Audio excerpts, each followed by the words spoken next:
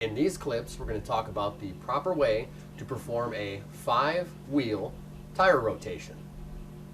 In this clip, we're going to talk about the proper way to seat your vehicle's wheel down before your torquing procedure. There's a specific method you want to use when you're spinning your wheel down to make sure it seats true and balanced. It's called the star pattern. When you're seating your wheel down, prior to the torquing procedure, you're going to want to follow what they call the star method. We're going to start, just pick a lug nut. I prefer to use the bottom one. From there, we're going to go to the next farthest one away, which is either this one or this one.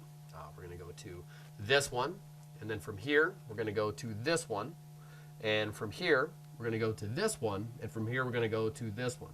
As you can see, we drew a 5-pointed star with our torque procedure. What that does is ensure that the vehicle's wheel is going to seat flat and true. We'll go ahead and spin it down. As you can see, the wheel centered itself on the very first one. We're just going to go a little past hand tight on these. You're going to, of course, have to torque the wheels when it's on the ground.